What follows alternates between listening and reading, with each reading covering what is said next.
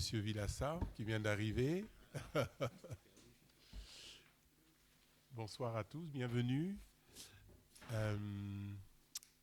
Alors, nous allons commencer comme d'habitude par l'appel. Donc, Alphonse Boy présent, Vanessa Annie. Alain Boucris donne pouvoir à Anne Ferreira, Jean-Luc Després, Pauline Bisquière, Arnaud Dessin, Céline Monassa. Roland Tibi donne pouvoir à Caroline Delis, Jean-Pierre Vanavert, Dominique Humez, François Elie, Caroline Delis. Mehdi Velou donne pouvoir à Arnaud Dessin, Samantha Crisias, Noémie Arnaufi, Grégory Nguyen donne pouvoir à Jean-Luc Després, Bernard Caméraire, Karine Charles donne pouvoir à Joël Vilassa, Benjamin Godon, Stéphanie Couchou donne pouvoir à Dominique Humez, Mathias Alonso, Joël Vilassa, Jean-Charles Joulin donne pouvoir à M. Duroux, Claude Duroux, présent. Laura Delbosque et Thierry Eva. Alors, donc l'ordre du jour appelle l'adoption de l'ordre du jour. Y a-t-il des remarques, des oppositions sur l'ordre du jour? Ça va? Ça convient à tout le monde? Parfait. L'ordre du jour est adopté. Merci beaucoup. Le procès-verbal de la séance du 13 mars dernier, concernant l'Europe, y a-t-il des demandes de modification? Ça va? Ok, le procès-verbal est adopté également. Ensuite, concernant l'article 21-22 du code du CGCT, donc vous avez toutes les explications concernant les demandes de subventions qui ont été faites, les aboutissements, ceux qui ont été refusés, etc. S'il y a des questions sur le sujet, n'hésitez pas. Enfin, je crois que c'est assez clair. Et puis une bonne nouvelle, j'étais avant-hier à la région. Il se trouve que nous avions quelques difficultés à avoir des réponses de nos dossiers de subvention déposés à la région. Et là, nous avons rencontré, j'étais avec Vanessa Annie, nous avons rencontré les personnes qui s'en occupaient et pas mal de choses ont été débloquées depuis et nous en sommes ravis. J'ai oublié de nommer la secrétaire de séance qui est Dominique, je crois que Dominique Humez, le secrétaire de séance. J'ai oublié ça. Alors, les affaires générales, d'abord la modification du règlement intérieur du conseil municipal. Donc là, c'est un point relativement simple, suite à la volonté des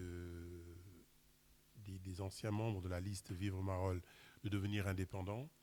Nous devons modifier l'article 26A concernant le nombre de pages dédiées à chaque groupe dans le journal Marolles le Mag. Voilà. Donc, sans tout vous lire, désormais, donc nous avons pris les informations au niveau de la préfecture. Désormais, Marolles Mon Village aura toujours le même espace, la demi-page. Le groupe des indépendants aura également une demi-page, tant que les membres le souhaiteront. Donc, il n'y aura plus d'espace pour la liste Vivre Marolles. Voilà. Donc, il est demandé d'entériner cette modification de la délibération 2740-2020 du 15 décembre 2020, c'est-à-dire lorsque le conseil a été installé.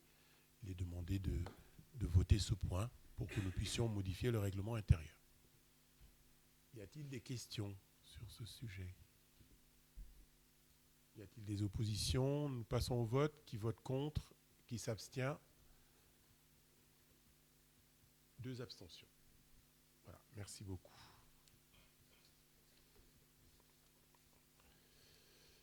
Point numéro 2. L'approbation des comptes de gestion 2022. Alors, je sais que nos amis qui ont rejoint le conseil municipal récemment assistent à leur au premier conseil municipal réservé au budget. Donc je vais donner quelques explications. Il y a d'abord le vote du compte de gestion, puis le vote du compte administratif. Qu'est-ce que c'est le compte de gestion? Bon, vous avez pu le lire en résumé rapide. La municipalité tient ses comptes, donc notre responsable comptable tient les comptes de la société, enfin de la société, pardon, de la municipalité, excusez-moi. Il arrive que je prenne ma casquette d'origine. Et ensuite, vous savez que tous les paiements et tous les encaissements sont faits au niveau du trésorier payeur. Donc le trésorier payeur nous dit, voilà ce que j'ai enregistré, et nous, derrière, nous disons, voilà ce que nous avons. Autrement dit, s'il y avait un écart, eh ben, nous serions obligés de nous caler sur ce que le trésorier payeur a vu entrer et sortir. En fait, c'est ça un peu les raisons pour lesquelles nous allons voter les 2 points. Donc, ça tombe bien, le trésorier payeur, dans la balance générale des comptes qu'il nous envoie, tombe sur le même compte que nous.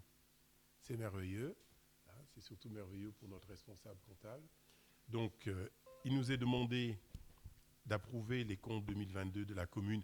Alors, dans la forme, ce n'est pas la forme la plus élégante et la plus compréhensible, mais comme nous l'avons vu en commission, nous repasserons dessus tout à l'heure et nous verrons le détail. Mais si vous voulez, nous pouvons bien sûr le regarder. Mais franchement, ce n'est pas le plus simple. Est-ce que je peux juste intervenir avant ça? En fait, avant que nous abordions le sujet des finances et des marchés publics, je tiens juste à rappeler que lors de la commission finances et marchés publics, j'avais émis des réserves sur quelques-uns des points présentés, pour les raisons que vous savez, et que j'avais expressément formulées lors de cette commission, que je ne vais pas redire ici. Mais donc, je suis assez surpris de voir que sur le compte-rendu de la commission, l'ensemble des points a été noté à l'unanimité. C'est tout. Hein. C'est pas. Oui, ça a été... Non, je crois qu'il y en a un où c'est marqué. Oui, il n'y en a qu'un, justement. C'était sur le budget, justement. Mais c'était globalement que j'étais intervenu en disant mais c'est pas bien grave. Mais nous en reparlerons parce que justement nous avons les réponses. Et puis c'était des points de réserve sur le budget. Là, c'était globalement, puisque en fait, la raison c'était qu'on n'avait pas eu le temps de regarder tous les points, oui. Mais c'était j'ai vu qu'il y avait unanimité sur tout. C'est pas forcément sur tout. D'accord. Ok. Mais là, en l'occurrence, c'est les comptes 2022. Nous n'en sommes pas encore au budget. Voilà.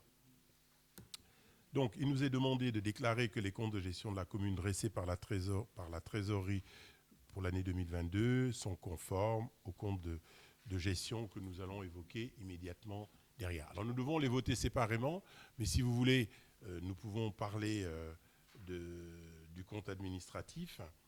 Et puis après, nous voterons, d'autant que pour le compte administratif, je dois sortir puisque je suis responsable des comptes produits par la commune. Donc, je ne suis pas censé rester sur place quand vous allez voter, afin que vous puissiez voter librement. Si l'on regarde le compte administratif, on voit bien que pour l'exercice, alors je l'ai là. Oups, voilà. Tout le monde voit le tableau. Donc pour le fonctionnement, nous avons ici les dépenses de l'exercice 2022, dont 94 000 € qui ont été des rattachements, c'est-à-dire des années antérieures. Donc nous obtenons ce total de recettes et d'autres rattachements de l'année 2021, ce qui nous donne le résultat suivant qui est ici, plus le report de 2021, ce qui nous donne le résultat d'1 300 000 en cumulé. Si nous faisons la même chose pour les investissements, donc l'ensemble des dépenses moins les recettes, ça fait un résultat négatif, plus le report à nouveau d'1,8 million, ce qui nous donne 145 000. Mais il y a dans le budget des choses qui ont été engagées en dépenses pour 138 000 € ici et en recettes pour 122 000 €. Ce qui 1 222 000 €. Ce qui nous donnerait un solde à reporter d'1,084 million, soit le résultat cumulé en report avec les reports d'1 229 000. Bon, là encore, pour ceux qui sont plus habitués à la comptabilité d'entreprise, dans une comptabilité d'entreprise, on fait ce qu'on appelle le cut-off, c'est-à-dire on rattache les dépenses et les recettes, même si on ne les a pas reçues, on fait des factures à recevoir, des charges à répartir et des factures à recevoir, on les rattache à l'exercice. Là, comme nous sommes dans une comptabilité de trésorerie, tant que la somme n'est pas reçue, nous ne pouvons pas enregistrer les éléments. Voilà pourquoi nous avons ces rattachements ici qui viennent de part et d'autre, et des rattachements, même si les dépenses ont commencé dans l'année, ben, ce sera rattaché sur l'année d'avant. Voilà. Donc, ce sont ces points-là qui sont présentés dans le compte de gestion pour qu'on ait une idée claire. Et le trésorier nous donne les mêmes comptes et les mêmes résultats, bien entendu. Y a-t-il des questions sur, d'abord, le compte de gestion ou le compte administratif? Pour les questions, je peux assister. C'est pour le vote que je partirai. Pas de questions?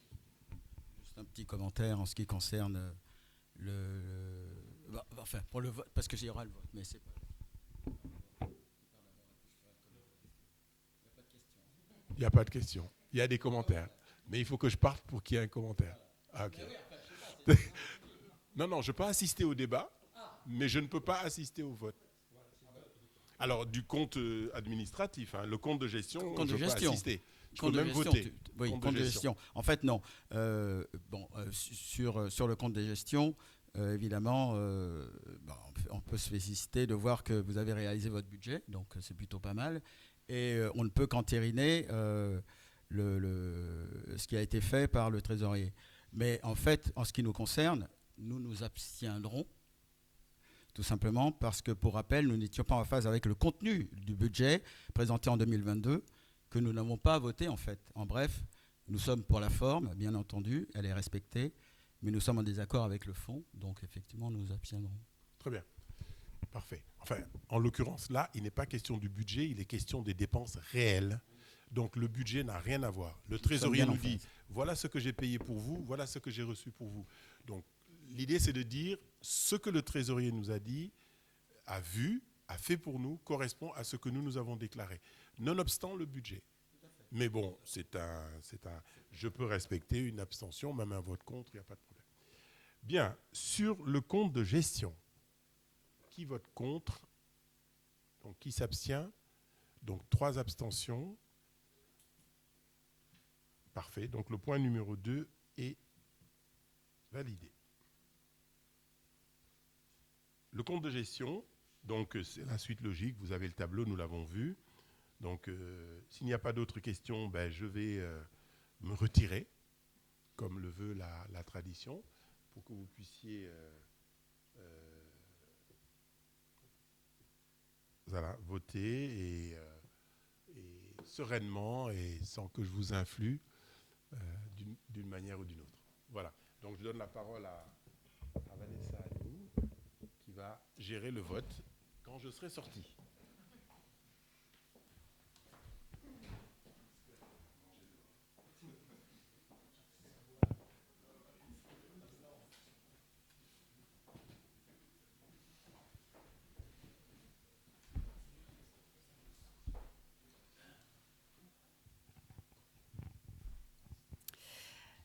Alors, considérant la présentation du compte administratif 2022, il est donc demandé au conseil municipal, en la présence de monsieur le maire, d'arrêter les résultats qui viennent de vous être prononcés par monsieur le maire et de voter le compte administratif 2022 qui a été annexé à la délibération. Qui s'abstient? Donc, ça fait 3. Et qui vote contre? Qui vote pour? Parfait, très bien, merci. On peut faire entrer de nouveau monsieur le maire.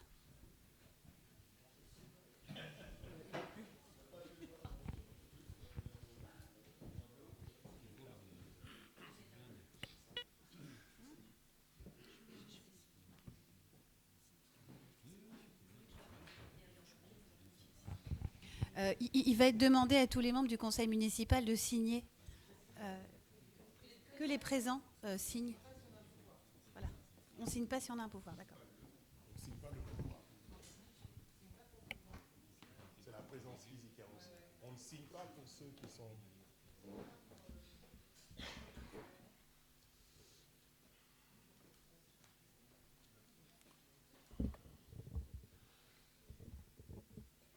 Bien.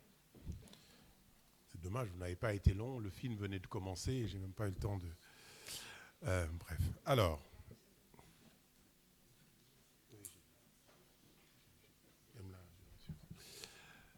Maintenant, nous passons à l'affectation du compte de résultats. Donc, là aussi, nous avons un tableau que je vous présente tous les ans. Hein. Alors, pour nos amis de Marolles-Mont Village, donc, nous devons, une fois que le compte de résultat est voté, nous devons décider de l'affectation du résultat. Que signifie l'affectation du résultat? Donc, il n'y a pas de distribution de dividendes. Donc nous devons simplement décider du montant du résultat de fonctionnement que nous pouvons mettre dans le budget d'investissement, sachant qu'on ne peut pas mettre le résultat d'investissement en fonctionnement. Voilà, c'est de ça qu'il s'agit en fait. C'est ça le sens de ce vote. Donc ici, donc nous avons ce tableau qui est tenu chaque année, qui dit donc que le report à nouveau était de 978 000 €. Le résultat de fonctionnement, 399 000. Donc, le résultat global est de 1 377 000 pour la partie fonctionnement. Donc, la répartition que nous proposons est de garder 977 000 € en section de fonctionnement et de reporter 400 000 € en investissement. Le résultat d'investissement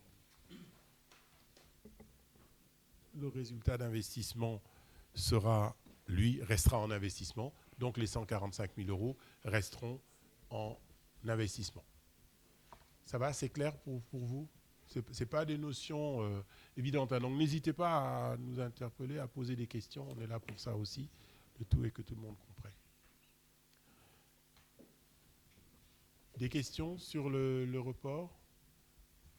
Bon, les raisons, vous les connaissez. Enfin, les raisons sont évidentes. Hein. C'est-à-dire qu'on dégage de l'autofinancement par notre compte de fonctionnement pour financer nos investissements, en fait.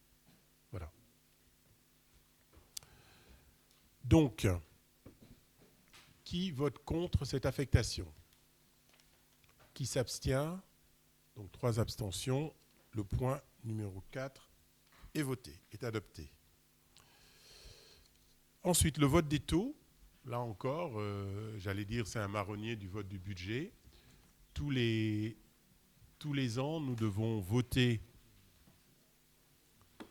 les taux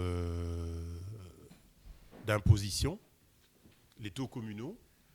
Alors, comme vous le savez, nous l'avons dit au ROB, nous l'avons dit au VEU, nous l'avons dit, nous ne changeons rien, nous n'augmentons pas les taux. Il y a quand même quelque chose qui change un peu parce que, vous savez, il y a eu toute cette réduction de la disparition pour nos concitoyens de la taxe d'habitation qui a été compensée, valeur 2017, etc. Et en fait, le taux de la taxe d'habitation reste valable pour les habitations secondaires. Et nous avons désormais la possibilité d'augmenter le taux de la taxe d'habitation sur les résidences secondaires. Parce que plus personne... Comment? Alors, il y en a 28. Il y en a 28 à Marolles et ça nous rapporte 88 000 € sur 6 millions, exactement 3 millions 100. 3 millions 100. Donc, franchement, il faudrait augmenter le taux de manière très importante pour que ça nous rapporte un montant significatif. Mais pourquoi pas? Nous pourrons en parler un jour, en tout cas en augmentant. C'est pas un message, hein, c'est juste un calcul arithmétique. En augmentant la taxe foncière d'1 point, ça nous rapporterait beaucoup plus que d'augmenter la taxe la taxe d'habitation de 10 points. Voilà, c'est ça que je veux dire. Donc les taux sont les mêmes et aucun changement par rapport à ce que nous avions voté les années antérieures. Y a-t-il des questions sur le vote des taux? Donc, qui vote contre? Qui s'abstient? Merci beaucoup.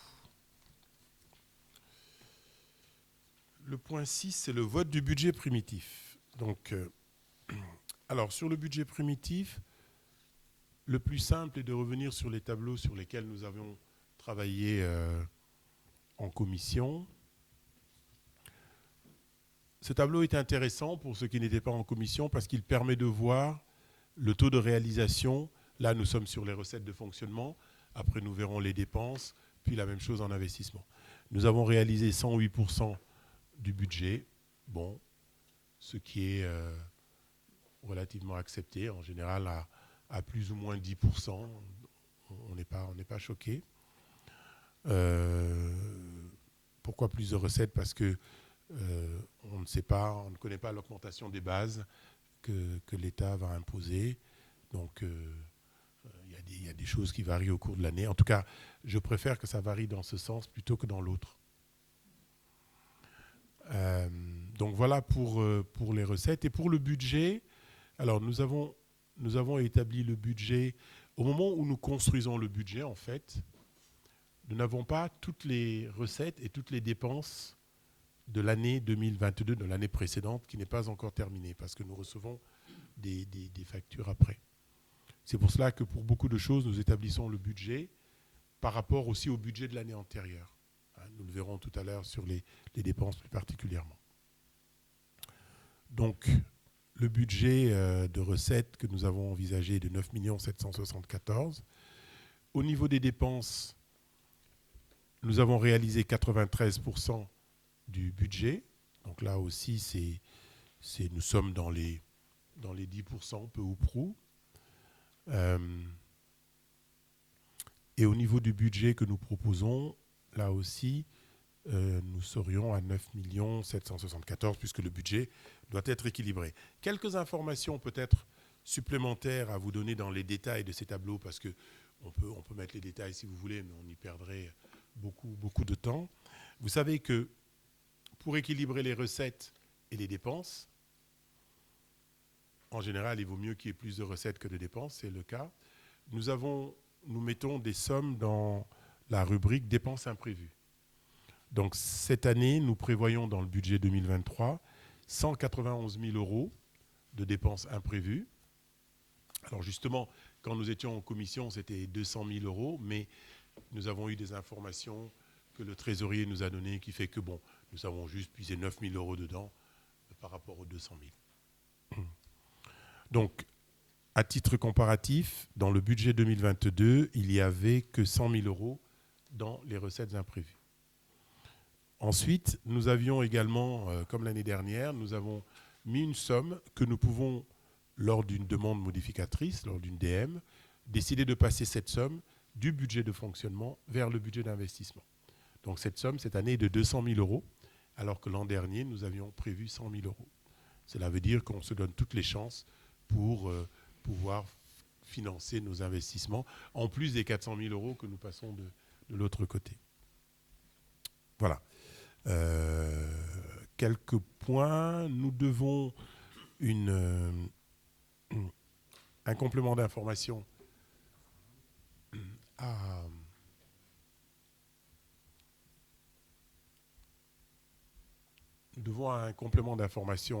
à la commission sur les coûts de l'énergie.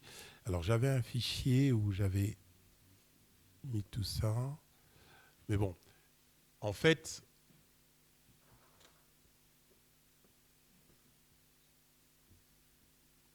non, c'est pas grave. C'est justement, je devais l'explication à Joël, c'est pour cela que j'attends qu'il soit disponible. Sur le coût de l'énergie, en fait. En fait, sur le coût de l'énergie, on avait un budget de 110 000 € sur la ligne. Si tu regardes les détails, nous avions 110 000 €. Et en multipliant par 147%, en fait, il faut distinguer ce montant en deux parties. Il y a 60 000 € qui constituent la partie bâtiments publics, etc. et 50 000 € sur l'éclairage public. D'accord ? Et en fait, comme l'éclairage public est fermé pendant la moitié du temps, la nuit, nous allons économiser 50% de la totalité, c'est-à-dire des 50 000 plus 147% qui constituent l'augmentation. Et c'est ce qui nous fait arriver à 209 000.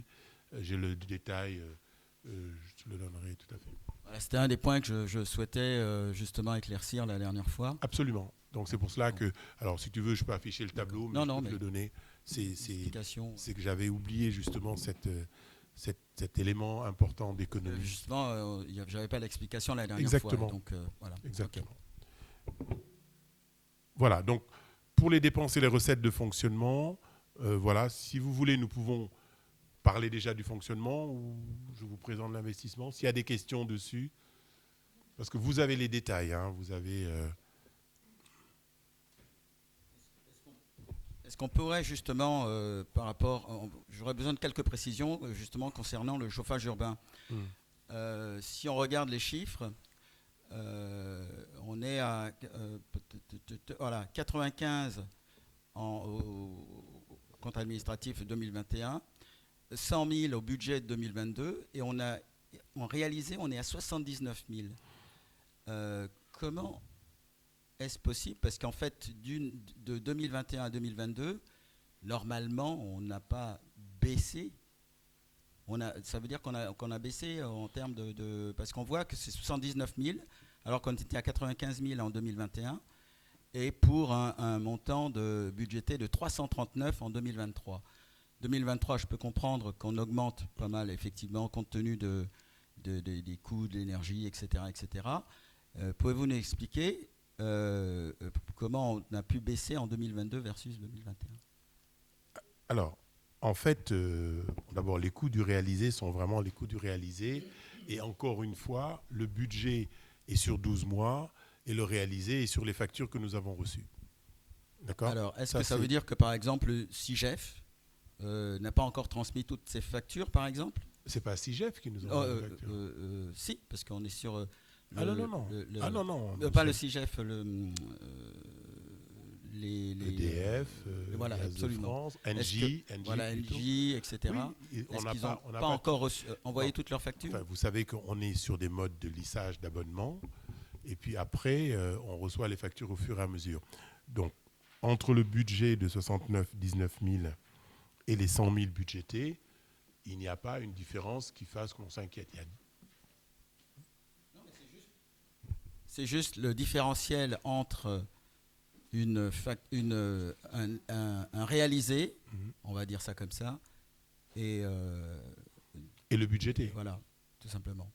Et donc, effectivement, aujourd'hui, quand on regarde par rapport à 2021, on est à 95, effectivement, et en réalisé, on est à 79, donc ça veut dire qu'on a baissé.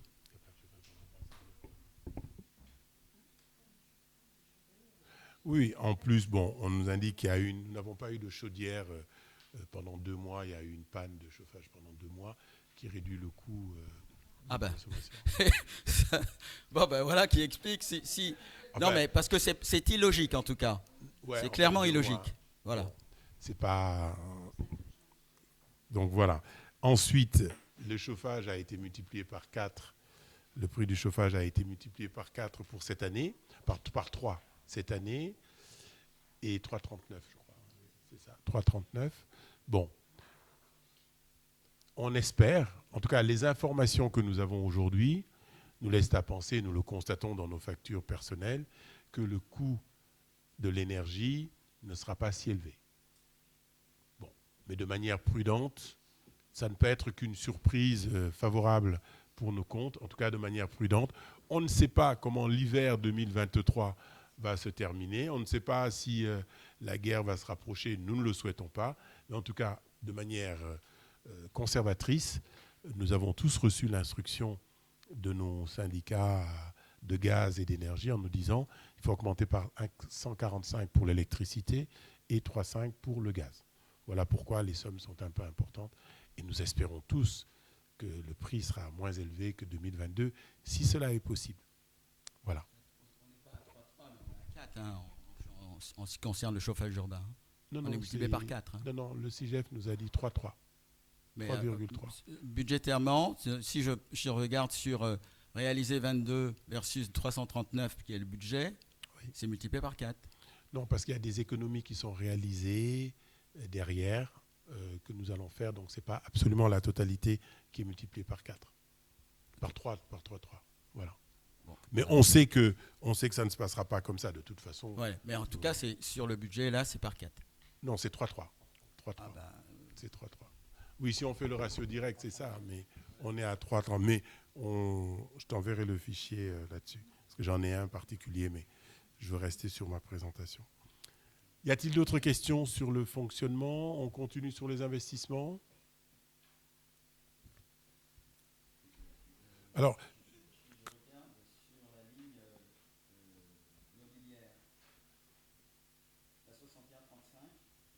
sur le fonctionnement? Oui, sur le fonctionnement. En dépenses ou en recettes? En dépenses. En dépenses, oui, ok. On part en location. Excusez-moi. Location. Oui, sur le détail. Voilà. Non, mais juste, c'est quelques points de justement, la dernière fois, je vous ai dit que j'allais regarder effectivement compte tenu de cela et que j'allais revenir vers vous là-dessus. Donc, c'est le cas. Et donc, en location mobilière, on a un budget qui est multiplié par 2. Or, on sait que les copieurs ne sont plus en location puisqu'ils ont été achetés. On est d'accord. Pourrions-nous avoir donc accès aux factures des copieurs achetés parce que en termes de contrat de maintenance, quels sont les coûts de consommables, etc., afin d'avoir un montant global de la dépense.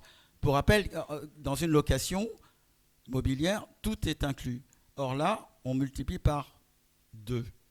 Mais vous avez peut-être une explication là-dessus. C'est quel compte C'est le compte 6135.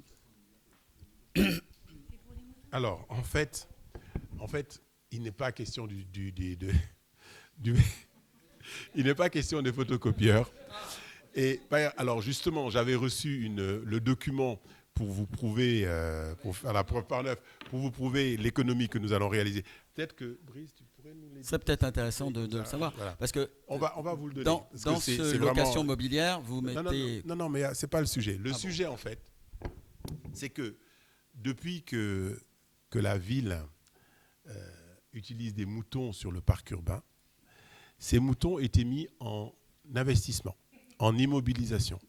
Autrement dit, nous ne sommes pas propriétaires des moutons, mais c'était mis en investissement. Et bon, nous nous sommes dit, on est conservateurs, on ne va pas toucher ce qui passait, donc on l'a gardé en investissement. Et nous avons été rattrapés par la patrouille. Le trésorier nous a dit, mais sortez-moi ça de là. Et vous revenez jusqu'à 2019. Et donc, on a eu 53 000 €, je crois, quelque chose comme ça, à remettre dans le fonctionnement cette année et à le sortir des investissements. Non, c'est le même. C'est les mêmes moutons, c'est le même trésorier, mais ses yeux ont été plus fins. Donc, en tout cas, l'augmentation est due à ces 50 000 € qui viennent augmenter notre location mobilière. Voilà, les moutons, c'est de la location, c'est pas de l'immobilisation. Eh bien, vous voyez que comme quoi, quand on regarde dans le détail, oui. Effectivement, ça permet d'avoir une explication, absolument. Que tout le monde soit informé de la chose. Parce que quand on regarde ça, le budget tel qu'il est là, on se dit, oh là, qu'est-ce qui se passe? C'est pas le gaz, c'est les moutons. Voilà, nos locations sont augmentées par les moutons. Une autre question sur les fêtes et cérémonies, parce que là, il y a une belle baisse du budget prévu. Qui c'est elles sont où les économies? C'est-à-dire quelles sont les parties où il y aura moins de fêtes, ou moins de cérémonies, ou moins de culture, ou moins de je sais quoi? Il y aura plus de fêtes, plus de culture et plus d'économies. Par contre, on a beaucoup acquis en culture de négociation. Donc voilà, nous avons négocié, obtenu des rabais sur le feu d'artifice, sur un certain nombre de choses. Donc c'est ce qui explique cela. Mais nous n'avons l'intention... Parce que dans les écrits et dans les discours, on aura plus effectivement plus de culture, plus d'animation, plus de machin. Absolument. Et on voit une baisse sensible du budget. Mais d'où ma question. Comment dire, un prix ne justifie pas une activité. Aujourd'hui, on a des négociations avec des secteurs qui sont tendus. Vous savez que le secteur de l'événementiel est un secteur qui a beaucoup souffert du Covid. Et aujourd'hui, on négocie les tarifs mais on aura au moins autant de fêtes, sinon plus. Au moins autant. Concernant la pénalité SRU, c'est une autre question. Hein. Donc, comment ça va évoluer? C'est-à-dire que je crois que c'est par 3 ans, hein, le fait qu'on ne livre pas de logements sociaux. Donc, on en est à 4-5 ans. Nous sommes à la 3e année. Oui, mais il y avait déjà 3 ans avant. Hein. Oui, il y a toujours 3 ans avant. Oui. Là, c'est la fin de la période triennale. donc, nous sommes... Non, mais est-ce qu'elle va évoluer? C'est-à-dire que les rapports qui ont évolué, comme vous avez dit, notamment dans les réunions précédentes, font que cette pénalité va évoluer favorablement pour nous ou pas? Ou est-ce qu'il faut attendre effectivement la livraison de ces logements pour qu'elle évolue dans le sens de la baisse? Si tu veux. En fait, là, on vient de recevoir un courrier de la préfecture, en fait, qui arrive à la fin du triennal. Donc, le triennal, c'était 2022-2025, où on avait une obligation de construire des logements sociaux. Ce qui est bien, effectivement, c'est que tout ce qui s'est construit, en fait, au niveau du centre ancien, a été compté dans le triennal, parce que les permis de construire dataient de très longtemps. Et comme il y a eu plusieurs triennaux qui se sont passés entre-temps, une fois ça a été déposé au niveau des agréments et ensuite ça a été retiré. Donc là, du coup... Pardon ? Non, en fait, c'est la demande d'agrément des logements. En fait, c'est, vous savez, toute la répartition de PLAI plus PLS, etc. Donc, au niveau quantitatif, on est bien au-delà de la réalisation de nos objectifs triennaux. On est à 107% de taux de réalisation. Par contre, au niveau du qualitatif, on n'y est pas du tout, puisqu'en fait, tout le plan de financement de ce quartier ancien, il a été prévu il y a plus de 10 ans. Et du coup, à l'époque, on n'était pas carencé. Donc, il y a eu beaucoup de logements en PLS, c'est-à-dire en loyer supérieur. Et aujourd'hui, comme on est une ville carencée, on est censé ne pas dépasser 30% de PLS sur un projet. Et là, on est bien au-delà, on est à 79%. Donc, sur ce triennal-là, malgré qu'on soit positif, en tout cas au niveau quantitatif, nous ne le sommes pas sur le qualitatif. Donc, on a une audition qui va se faire en préfecture dans le 20 avril. On va être reçu. Et donc, il va falloir effectivement qu'on explique pourquoi effectivement ce quantitatif, ce qualitatif n'est pas atteint. C'est parce qu'effectivement, comme on l'avait expliqué, et avec tous les recours qu'il y avait eu depuis des années et des années, on a laissé le projet tel quel pour qu'il n'y ait pas de recours et puis qu'on lance enfin le programme qui était tant attendu sur notre ville. Donc, on espère effectivement avoir des arguments quand même favorables pour ce triennal-là à ce niveau-là. Ça, les arguments. Parce qu'effectivement, là, on pourrait se dire qu'on pourrait éventuellement renégocier avec le préfet au vu de la situation actuelle, c'est-à-dire avec le nombre de constructions, etc. Et la situation a largement évolué depuis. Donc, voilà. Effectivement. Malgré tout, ça ne nous fera pas sortir de la carence. Moi, j'ai lu la circulaire, elle est très claire. Il faut avoir le qualitatif et le quantitatif. Maintenant, effectivement, vous le savez, l'amende SRU, elle peut être doublée, triplée, jusqu'à 5 fois. Il ne faut pas que ça dépasse 5% du budget de fonctionnement ou 7,5% quand la ville est assez prospère. Donc voilà, ce sera toute la négociation qu'on devra avoir avec la préfecture. Alors tout en sachant effectivement qu'ensuite, sur le prochain triennal, on doit construire 33% des logements manquants restants. Et qu'on a déjà justement un projet qui est en route sur la résidence intergénérationnelle, où effectivement on construit quand même 55 logements en tout social. Donc c'est favorable, on va dire, à la prospective. Ça peut être des éléments de négociation avec le préfet, en tout cas des éléments positifs. C'est totalement positif. Enfin, on nous l'avait dit de toute façon, quand à chaque fois on a eu souvent des rendez-vous avec les agents de la DRIL, etc. Enfin, on passe pas pour un mauvais élève, puisque au niveau quantitatif, on sort les logements. Voilà. Pardon ? Ah si, justement, il y en a, je crois, presque 50%. Il y en a même beaucoup plus que prévu, puisqu'on est censé en faire à minima 40%, je le rappelle, parce qu'on est une ville carencée, et on en fait largement. En clair, pour vous, pour nous, et aussi pour les Marolais qui regarderont la séance, nous avions pour objectif, sur cette période triennale, de construire 118 logements. Nous en avons construit 9 de plus. Donc sur la période triennale qui commence là, 2022-2025, nous avons 9 logements d'avance. L'objectif pour cette période triennale est que nous construisions l'objectif de la préfecture. Hein. Je n'ai pas dit que je vais les construire, hein, que ce soit très clair, parce qu'on entend des choses et leur contraire. Donc l'objectif fixé dans le document qui nous a été envoyé, que nous avons reçu hier, était de construire pour cette période triennale 75 logements. Donc 75 logements moins ces 8 logements, moins ces 9 logements que nous avons construits d'avance, moins les 55 que nous allons construire avec la maison, ce qui fait qu'on n'est pas trop mal. Maintenant, je voudrais juste vous dire, vous parlez de on va négocier avec la préfecture. Ce n'est pas tout à fait une négociation. Hein. On vient avec nos arguments, mais je peux vous dire que le taux il est déjà fixé et on va retourner chez nous avec ça.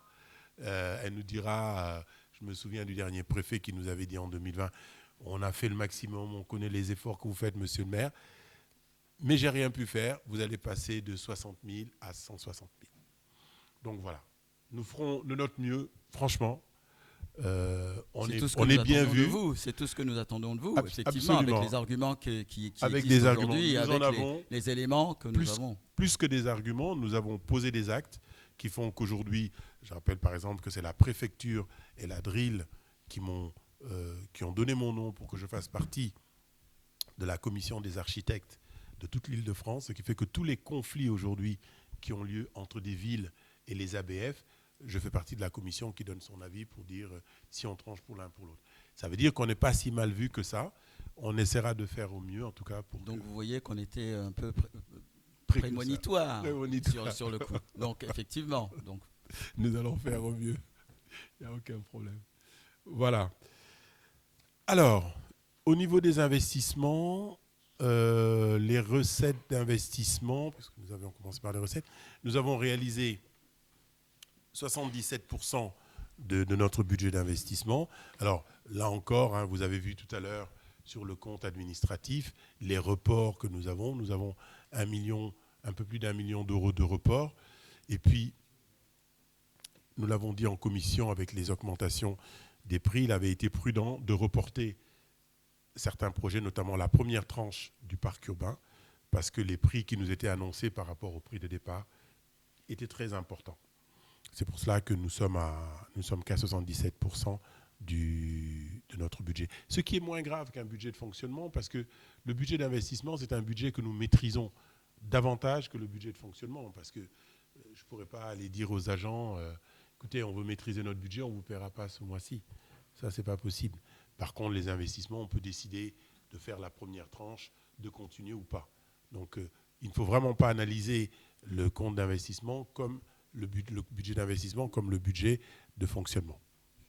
Juste un point que je voulais soulever concernant juste le fonctionnement, parce que qui m'est apparu, c'est le point 65 541 qui parle des contributions et fonds de compensation. Je pense que c'est ce que nous versons au GPSEA, c'est ça? Oui, c'est ça. C'est 65 451 ? Voilà. Oui, exactement, c'est la FCCT. Et justement, il y a un écart de 100 000. Est-ce qu'on passe de 1,2 à 1,3, 4 ? Est-ce qu'il s'agit d'un réajustement par rapport à l'inflation ou il y a une nouvelle compétence rétrocédée ? Non, en fait... Ou c'est juste... Alors, le FCCT, qui est un mécanisme très complexe, est basé sur le dynamisme de nos bases. Oui. C'est-à-dire la base qui contribue au calcul de la taxe foncière. Si les bases augmentent beaucoup, nous contribuons davantage à cette FCCT. Voilà. Donc, comme les bases ont augmenté en 2022 et ont contribué à nos recettes de fonctionnement qui sont supérieures au budget pour cette raison, forcément, le FCCT, nous avons pris 92 000 euros de FCCT en plus. Voilà. Cela dit, le territoire a mis un système tout aussi compliqué de plafond et de plancher pour encadrer un peu ces augmentations. Donc, il y a une partie, c'est-à-dire que si les bases augmentent de beaucoup, qu'on soit capé, et si les bases n'augmentent pas du tout, qu'on ait un plancher. Voilà. Donc, c'est plutôt la notion de base plutôt qu'une compétence ou quoi que ce soit. Hein. C'est vraiment parce que nos bases ont augmenté. Voilà. D'où la question, puisqu'effectivement, on passe quand même, on a Il y a un gap 92 quand même de 000 100 euros. 000, ce qui n'est pas 92 000 complètement exactement. neutre. Quand même. Oui, tout à fait. Juste un autre point, justement, encore sur le fonctionnement, c'est le 65-58. Là, on a autre contribution obligatoire. Qu'est-ce qu'il y a là-dedans? Parce que le montant est assez conséquent, mais juste pour savoir, est-ce qu'on peut avoir le détail de cette ligne? Oui, je crois que... Juste... Alors, c'est toutes les contributions au syndicat que nous allons voter tout à l'heure. C'est le CIP, c'est la police pluricommunale, c'est le CIGEF, c'est toutes les cotisations. Nous allons les voter tout à l'heure. Hein. D'accord. Okay. Parce que bon, là, on parle de 529 000. Donc, ce qui n'est pas neutre. Oui, c'est toutes nos cotisations, absolument. Dans cette partie, dans ce compte 65, les autres charges de gestion courante, on retrouve les sommes les plus importantes. On trouve les indemnités des élus. On trouve également notre contribution aux sapeurs-pompiers. Il faut savoir quand même que nous donnons tous les ans 114 000 euros aux sapeurs-pompiers. C'est le compte Joël 65-53. Nous avons le FCCT au territoire. Nous avons le CCAS, 145 000 au budget, que nous allons voter tout à l'heure. Et nous avons ces autres contributions. Donc les syndicats, nous appartenons également au syndicat du collège Guillaume Budet, du lycée Guillaume Budet. Nous payons la maison de retraite. Enfin, il y a tout ce que nous allons voir tout à l'heure et que nous allons voter. Ça reste, ça se maintient. Voilà. Petite augmentation, mais oui, ça se maintient depuis des années. D'autres questions sur le fonctionnement? Non, nous passons aux investissements. Donc, pour les recettes d'investissement, voilà. Pour les dépenses d'investissement, donc nous avons réalisé 73%. Tout de même, je tiens à souligner, nous le verrons tout à l'heure dans le graphique, que si vous regardez les comptes d'immobilisation corporelle, c'est les investissements qui ont été vraiment réalisés dans la ville. Donc le compte 20, 21 et 23, c'est-à-dire les investissements en cours, il y a à peu près 2 300 000 euros qui ont été investis en 2022 dans cette ville. Et c'est le montant le plus important des investissements qui a été réalisé depuis 20 ans dans cette ville. D'accord ? Nous le voyons ici, dans ce graphique que vous connaissez. Les investissements en 2022 ont été de 2 303 000 euros. Nous avions prévu de faire davantage, ce qui fait que si vous regardez cette réalisation, jusqu'en 2012, vous n'avez pas le montant équivalent. Voilà. Et nous avons construit le budget pour maintenir un investissement plus faible, mais un niveau d'investissement conséquent. Voilà pour les investissements. S'il y a des questions... oui. Concernant les investissements, est-ce qu'il y a une réflexion ou est-ce qu'il pourrait y avoir une réflexion à venir concernant par exemple les énergies nouvelles et puis des installations de panneaux solaires sur les bâtiments de la commune ou des éléments de cette sorte-là pour diminuer pour la commune les charges d'énergie. Je vois que ça se fait un peu dans plusieurs communes. Il y a des communes qui le font un peu partout en France. Est-ce qu'on ne peut pas, nous, aussi réfléchir à ce type d'investissement et pas pour 2023, mais enfin pour l'avenir, dans les années à venir, commencer à y penser et voir s'il n'y a pas un moyen d'investir de ce côté-là, quoi. Alors, la réflexion... À la fois pour la planète et pour nos concitoyens. Et pour nos finances. Et pour nos finances. Alors, la réflexion est en cours et bien avancée même. Nous avons d'abord commencé par demander un audit pour la réduction de la consommation énergétique de nos bâtiments. Ça, c'est d'abord le premier point. Vous savez que ces bâtiments, on les connaît bien. Hein. Quand il fait chaud, on a excessivement chaud. Quand il fait froid, on a très froid. Donc les écoles, etc. Donc l'audit a été rendu. Nous savons à peu près combien nous devons investir. Et nous avons déjà soumis un dossier sur le fonds vert, le fameux fonds de 2 milliards, pour essayer d'obtenir un maximum d'argent pour justement mener ces investissements-là. Nous avons également changé la chaudière. Vous savez qu'il y a une chaudière pour le bâtiment qui est là, puisque ce bâtiment était un bâtiment municipal, qui nous chauffe là et qui chauffe également le bâtiment d'à côté. Alors, bien entendu, nous avons pris une chaudière de dernière génération, qui fait que nous allons économiser pas mal d'argent sur ces éléments-là. Nous avons réfléchi sur des panneaux solaires sur les toits de nos écoles. Malheureusement, la structure ne permet pas d'en accueillir pour l'instant. Donc voilà, il y a tout un processus qui est en cours. Vous avez vu également que nous avons commencé à changer le parc automobile du service technique. Nos policiers, nos ASVP, roulent en voiture électrique. Nous avons pour projet d'avoir 2 voitures électriques encore cette année. Autre élément, nous avons décidé d'éteindre les lumières la nuit. Justement, l'économie n'est pas énorme puisque nous sommes majoritairement en LED. Mais c'est surtout pour cette sobriété qui nous a été demandée. Donc la réflexion, elle est vraiment en cours. Et nous allons continuer dans cette réflexion-là. Voilà. Et nous avons été aussi à la région, au territoire. Nous avons accueilli le président de la métropole du Grand Paris qui nous a invités chez nous à Grosbois pour nous annoncer tout ce qu'il est prêt à faire pour les communes que nous sommes. Et effectivement, nous connaissons les dispositifs pour accéder à des fonds pour nous permettre d'aller dans ce sens.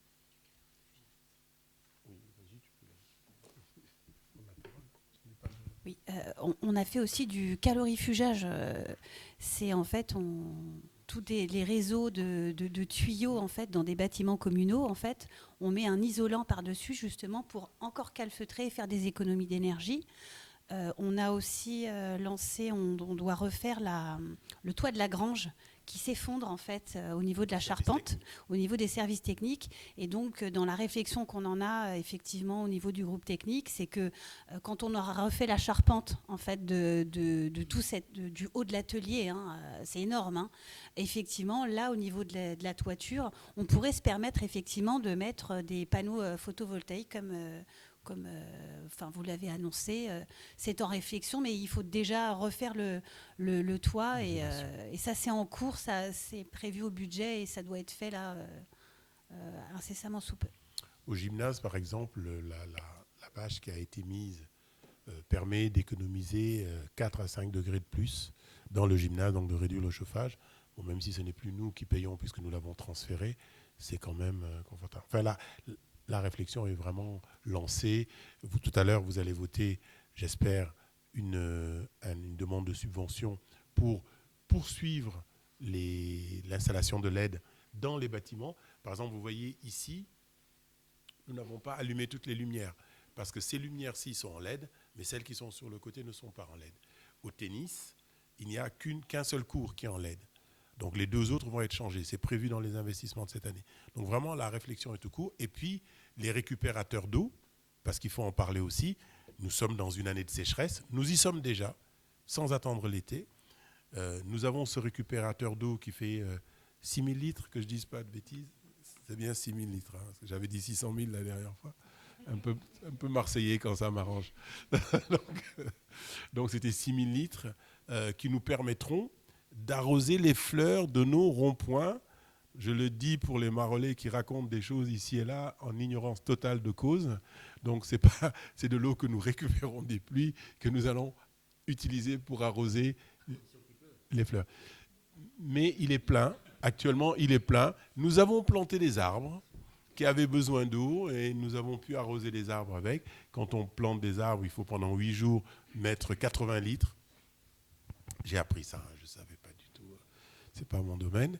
Et en tout cas, grâce à ce réservoir, tout va bien. Donc, dites-le autour de vous. Je sais qu'il y a comme je vous l'ai dit la dernière fois, il y a des marolais qui vivent dans le monde de Peter Pan. Il y en a d'autres qui vivent dans le monde tout à fait rêvé du mensonge. Je ne sais pas pourquoi, mais c'est comme ça. Ça doit faire plaisir. On doit gagner son paradis comme ça. Donc, voilà, et juste pour ajouter aussi l'étude qui a été faite et dont on attend le détail précis, prévoit une programmation sur une dizaine d'années. Donc justement, ça va nous permettre de faire un PPI sur une dizaine d'années pour justement mettre tout ça en place. Oui, mais c'est pas seulement pour des économies d'énergie, c'est aussi pour produire des énergies, l'étude. Oui, c'est ça. D'accord. Mais j'espère que j'aurai votre vote si on décide de mettre de l'éolien sur le parc urbain. Ce n'est pas en projet, hein, ce n'est pas en projet. Non, mais... non. Vous venez d'annoncer que vous allez mettre de l'éolien sur le parc urbain. Non, je disais que... C'est au compte rendu. Non, je disais que j'aurai votre vote si on a l'idée. Mais l'idée, nous ne l'avons pas encore. Voilà. Donc voilà pour les éléments d'investissement. Donc nous poursuivrons en 2023 ces investissements. Donc nous l'avons dit ici, les gros investissements en 2023. Le parc urbain, tout à l'heure nous allons voter la CPP que nous avons voté la dernière fois, nous allons le rallonger. Première tranche du centre commercial derrière le cimetière jusqu'au tennis, qui revient la longue route qui longe le tennis, le parc urbain, jusqu'à l'autre partie. Deuxième tranche de la passerelle vers la forêt. Et puis après, nous changerons la passerelle pour faire le reste. Donc tout ça se fera sur 3 ans. Et je crois que tous ceux qui se promènent actuellement sur le parc urbain se rendent compte combien c'est désagréable sur les pieds, même quand on a des baskets. C'est vraiment pas pratique du tout. L'autre investissement, c'est la vidéoprotection, donc rattaché à un CSU, qui nous permet, même si le coût augmente, d'accéder à des subventions auxquelles nous n'aurions pas droit sans ce CSU. Et d'ailleurs, la région vient de nous attribuer, nous l'avons appris avant-hier, ça a été voté 2 jours avant, 95 000 € au vu du nouveau projet. C'est un projet qui avait été introduit en 2020. Donc voilà. On en parlera justement dans la modification de la PCP tout à l'heure. Tout à fait, exactement, nous en reparlerons. Donc voilà les éléments du budget. Bon, je ne parle pas des emprunts parce que là aussi, il n'y a pas eu d'emprunt supplémentaire, donc les emprunts meurent de leur belle mort, j'allais dire. Enfin, il faudra attendre 2045 quand même pour qu'elles meurent de leur belle mort. Donc j'espère que nous serons là pour voir ça. Donc, 2 autres points, les subventions. Alors pourquoi il est important de parler de... Juste un point, je pensais que vous avez fini. Juste un point sur le budget en général, c'est juste un détail de plus dans la forme de ce que vous avez présenté. Je crois que le budget primitif, il n'est pas tout à fait conforme à la lecture de la colonne budget 2022. En fait, la colonne du budget 2022 ne tient pas compte des modifs qu'on a faites, mais ça ne change pas le montant. Hein. Ça ne change pas le montant. Tu veux parler de la DM de 400 000 €? Non, je parle des 75 000 en dépenses imprévues. En fait, parce qu'on a fait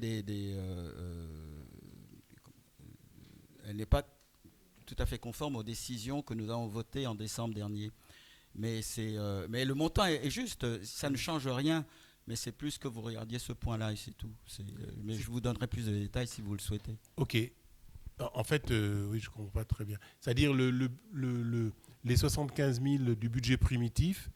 Les 75 000 qui sont au budget des dépenses imprévues dans le budget 2022, que vous reportez, effectivement, ne tiennent pas compte des décisions rectificatives. Modificatives, oui. Sans doute, oui. C'est pas impossible. En lui-même, ça ne change rien en termes de budget, mais en termes de report, ça pourrait effectivement, si les montants étaient élevés, fausser la donne. Oui, peut-être. Nous regarderons ça. Oui, c'est sur la présentation. C'est juste dans la forme que vous le regardiez. C'est le budget primitif et non pas le budget avec les DM. Pourtant, on arrive bien aux 3,6 millions, parce que le budget initial était de 3,2 millions, je l'ai vérifié tout à l'heure, plus les 400 000, donc c'est peut-être juste une question de absolument. Compte à compte. Donc, dans la manière dont c'est ventilé. Le compte à compte. Ok, très bien. Très bien. Voilà, donc je parlais de l'importance de ce schéma sur les subventions, parce que vous savez que, hormis les subventions qui sont notifiées au 31 décembre, les subventions ne peuvent pas être inscrites au budget, contrairement aux dépenses prévues. C'est-à-dire que toutes les subventions que nous avons demandées pour le parc urbain, pour la vidéoprotection, ne nous sont pas notifiées jusqu'à présent. Donc, lorsque nous aurons la notification en 2023, ça viendra augmenter nos recettes. Okay ? C'est pour cela qu'il est important d'avoir une idée de ce qui avait été prévu dans le budget, donc en bleu, par rapport à ce qui a été obtenu chaque année. D'accord ? Et là, il y a un montant d'1,84 million parce qu'il y a déjà un report assez important et nous risquons d'être aux alentours de ce que nous avions réalisé en 2021. Donc il faut garder ça en tête, ce qui justifie souvent des recettes d'investissement supérieures au budget tout naturellement. Voilà. Et puis nous avons vu les investissements. Voilà un peu le budget que nous présentons, que nous soumettons à votre vote. Il faut quand même dire que lorsque l'on entend nos collègues d'autres villes réaliser leur budget, était un exercice très difficile cette année. Et je pense que nous ne devons pas, en tout cas pour la majorité municipale, nous ne boudons pas notre plaisir d'avoir des résultats, d'avoir fait des économies, d'avoir agencé, réorganisé les ressources en termes d'agents qui nous ont permis de dégager des fonds et de réaliser un budget assez conforme à ce que nous avions fait les années antérieures.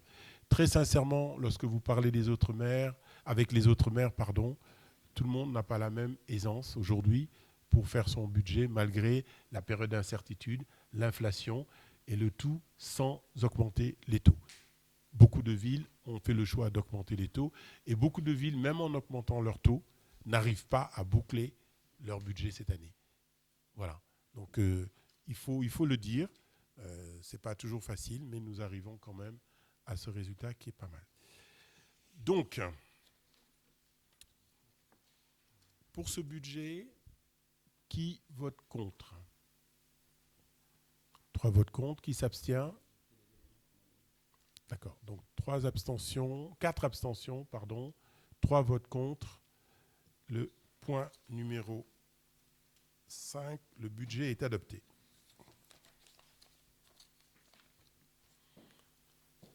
Alors, je donne la parole à Arnaud Dessin, adjoint aux associations, pour vous donner le montant des subventions, puisque nous devons voter maintenant les subventions attribuées à chaque association. Bonsoir à tous.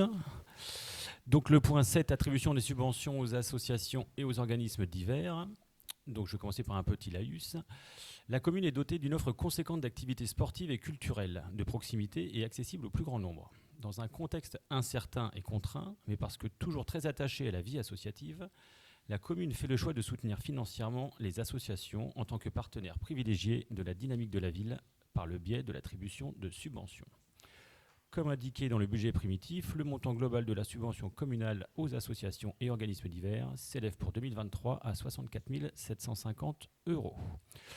Pour leur permettre de fonctionner, avant répartition de la somme globale attribuée, l'Assemblée délibérante a autorisé le 13 mars le versement d'une avance pour un montant de 8 000 € à l'association Marolles Football Club et pour un montant de 2 500 € pour l'association Marolles Handball. Si vous voulez, je vous fais le détail des montants des 15 assos, mais bon, je crois que tout le monde l'a. Ouais, ce qui est plus important, c'est plutôt l'idée générale. Donc là, je vais attirer votre attention sur le fait qu'il n'y a pas de baisse, hein, et malgré ce contexte... Comment ? Au contraire. Oui, non, mais déjà, c'était un exploit qu'il n'y ait pas de baisse vu le contexte incertain et contraint.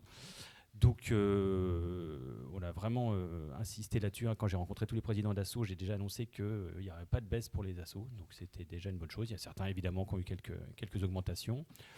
Donc, ça, c'est vraiment la chose la plus importante à retenir. Et je signale aussi, quand même, qu'il y a quelques assos qui ont fait le choix, entre guillemets, alors, de sobriété et qui n'ont fait le choix de ne pas demander de subvention. Donc je tiens à les saluer parce que je trouve que ça dénote pas mal la relation de confiance qu'on peut avoir avec certaines assos qui effectivement ont estimé que cette année, plutôt que de faire un peu comme partout, on redemande et on ne sait pas trop forcément si on en a besoin ou pas, mais on prend le principe de redemander de l'argent, de redemander des créneaux, etc. Là, je tiens quand même à saluer des assos qui en plus ont beaucoup d'activités, donc je trouve que c'était le petit mot de l'adjoint aux assos. Parfait, merci beaucoup. En tout cas, le lien, je pense qu'il y a beaucoup de personnes ici qui sont soit présidents d'associations ou impliqués dans les associations. Vous le savez, nous sommes toujours à l'écoute et nous essayons de rendre les choses possibles.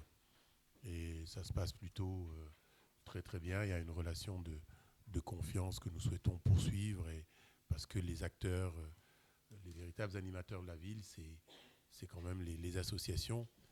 Et je sais personnellement ce que ça veut dire être président d'association. Donc, les associations peuvent compter sur l'équipe municipale. Effectivement, et ça se passe très bien, y compris avec notre opposition qui est membre des associations, et je pourrais pouvoir dire à haute voix que ça se passe quand même en très très bonne intelligence des deux côtés. Donc c'est à saluer aussi, c'est agréable. Absolument. C'est très agréable. Alors, donc il est demandé... pardon, excusez-moi. La commission, je note, je vous informe, au cas où vous n'auriez pas vu, que la commission Finances et Marchés Publics, réunie le 28 mars 2023, a émis un avis favorable à l'unanimité. Et avant de procéder au vote, il est demandé au conseil municipal de bien prendre note que ne prennent pas part au vote Karine Charles, ou en tout cas son pouvoir, M. Joël Villassa pour Marolles en Harmonie, et M. Bernard Caméraire pour le Judo Club. donc les indépendants ne votent pas. C'est Voilà. ça, mais là c'est... merci. Merci beaucoup. Merci. Toute l'équipe municipale est ravie de l'entendre parce que, évidemment, Alors, donc, il y a 3 votes en moins pour ce point. Donc, qui vote contre? Qui s'abstient? Merci Ainsi, beaucoup. le point 7 est adopté. Donc, toutes les associations seront bien entendu notifiées et les règlements seront effectués le plus rapidement possible, comme chaque année. Je vois qu'il y a une présidente qui suit la question avec beaucoup d'intérêt, un regard. Voilà. Je donne la parole à M. Després, notre adjoint aux finances, pour le vote des autres contributions.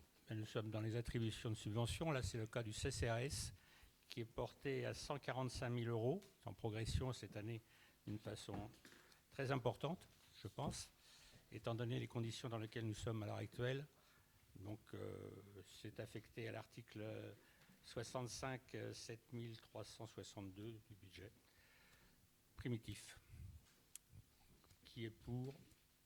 Y a-t-il des questions d'abord? Des questions Y a-t-il des questions? Comment? Qui est contre? Y a-t-il des questions sur l'année dernière? Donc c'était 130 000 € au budget, Oui. 120 000 € qui ont été versés au CCAS.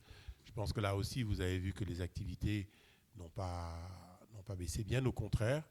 Il y avait ce matin un atelier cuisine. Il y avait un atelier cuisine et j'y suis allé un peu trop tôt. J'aurais dû venir un peu plus tard au moment des dégustations. Mais bon, je ferai mieux la prochaine fois. Donc ça se passe très bien et vraiment tout le monde est satisfait. Voilà. Et puis nous prévoyons bien sûr dans ces 15 000 € d'augmentation, il y a ce fonds pour la maison pour tous pour 5 000 €. Donc, qui vote contre? Qui s'abstient? Le point 8 est adopté. Merci beaucoup.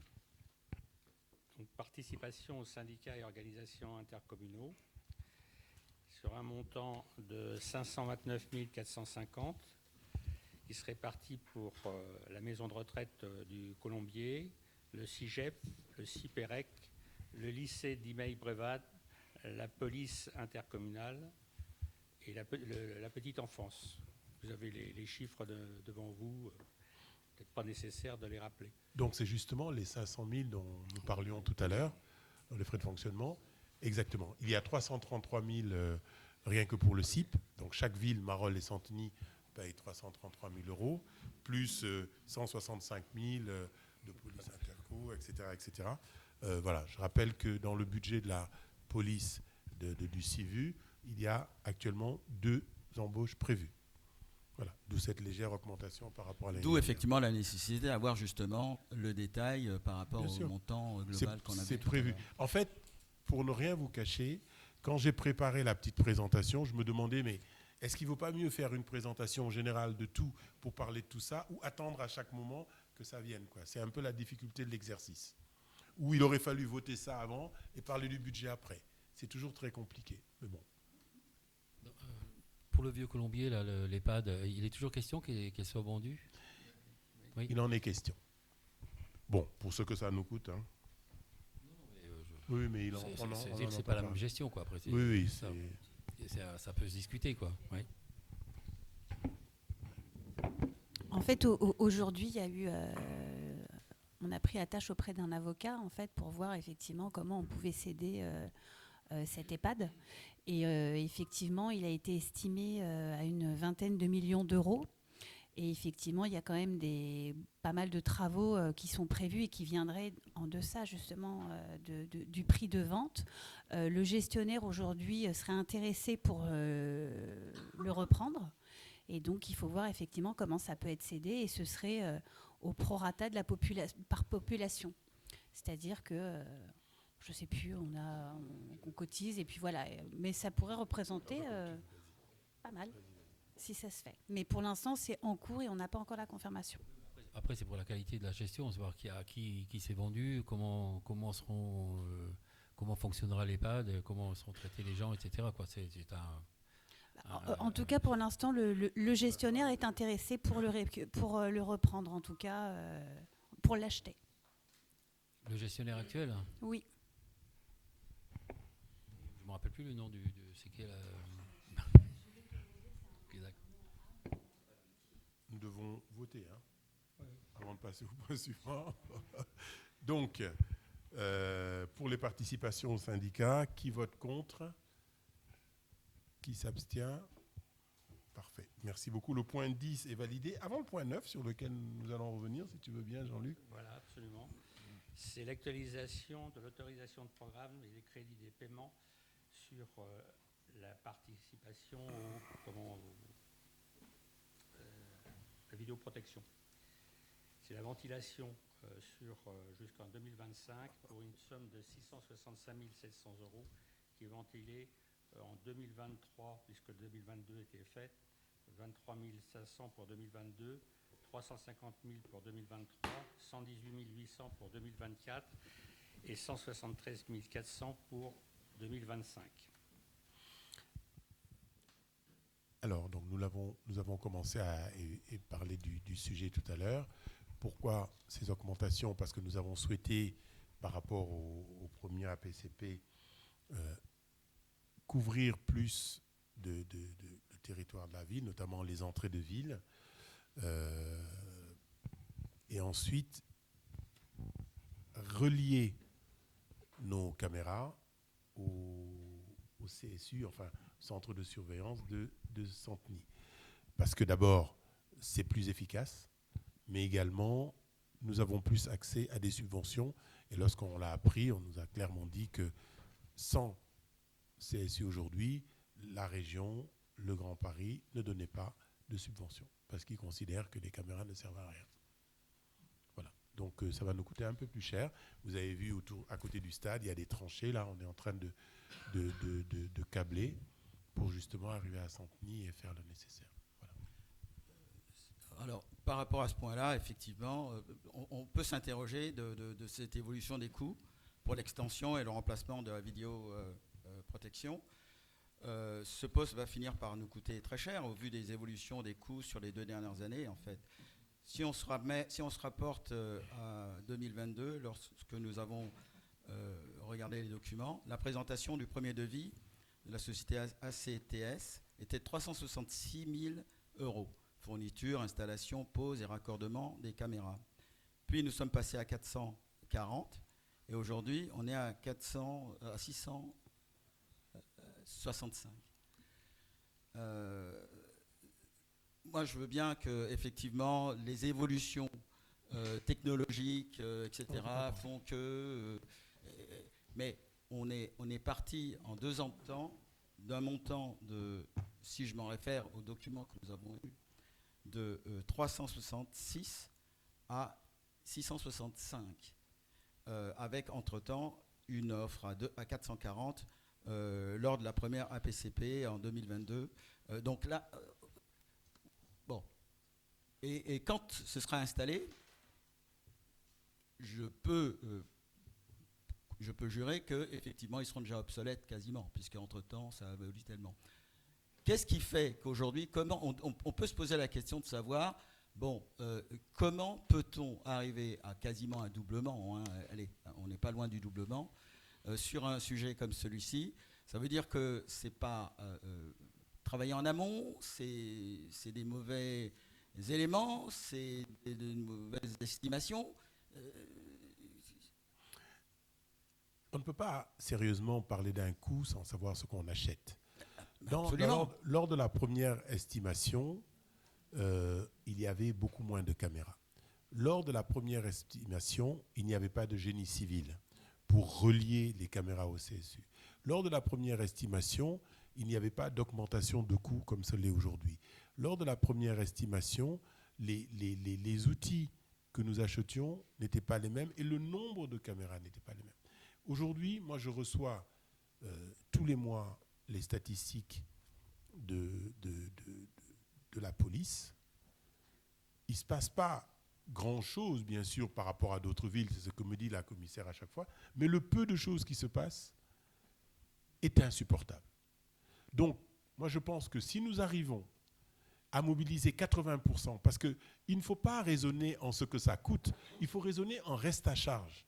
Et moi, je préfère avoir 80% de subvention pour 600 000 euros que payer 400 000 euros sans subvention. Alors c'est parfait, parce qu'effectivement... C'est comme ça qu'il faut raisonner, et c'est comme ça que nous avons raisonné. C'est pour cela que l'augmentation des prix que tu indiques ne nous fait pas peur, parce que nous savons que nous pourrons aller chercher des fonds. Moi, je ne veux plus entendre parler de cambriolage. Je ne veux plus entendre... Le 1er janvier, le premier coup de fil que j'ai reçu, c'est un Marolais qui me dit « Monsieur le maire, nous étions chez nous, nous nous sommes fait cambrioler entre 4h et 6h du matin. » Il y en a 1 par mois, 2 par trimestre, mais c'est insupportable. Encore avant-hier, c'était des vols de voitures. On sait actuellement, vous avez dû le voir, qu'il y a des commandes sur certaines voitures qui ont été passées. Mais enfin, il faut que ça arrête. Si on peut avoir des subventions pour financer tout ça, le nominal, honnêtement, ne m'intéresse pas. Le reste à charge aujourd'hui, 80% de 600 000 subventionnés, on paye moins que le premier APCP. Mais alors, tout à fait. Moi, mais sur le fond, d'avoir des matériels performants et qui couvrent toute la ville, aucun souci sur cela, absolument. Au contraire. Sauf que, effectivement, ça veut dire que les premières estimations n'ont pas été faites, et on avait toujours un CSU, hein, rappelez-vous, et donc ça veut dire qu'elles n'ont pas été faites de façon approfondie, on va dire non, ça. Elle n'était pas isopérimètre. Mais je peux comprendre que ça t'arrange de dire ça. Non, mais ça ne m'arrange pas. Isopérimètre. Non. Mais c'est une question de... Ça peut être, on passe de 10 caméras à 20 caméras. On ne parle pas de la même chose. Mais on parle de 10 à 25. On parle de génie civil. On parle d'un rattachement à un CSU qui n'existait pas. Mais oui. Donc on ne parle pas de la même chose. Et en plus, le dernier point, c'est que peut-être que je me suis trompé de ligne, mais... on a noté que je note que les subventions demandées sont de l'ordre de 100 000. Non, il y a plusieurs subventions. Tu les voteras tout à l'heure. Ça arrive. Non, mais justement, c'est pour ça que c'est pas de l'ordre de 100 000. Non, il est important il est important de noter ce genre de choses.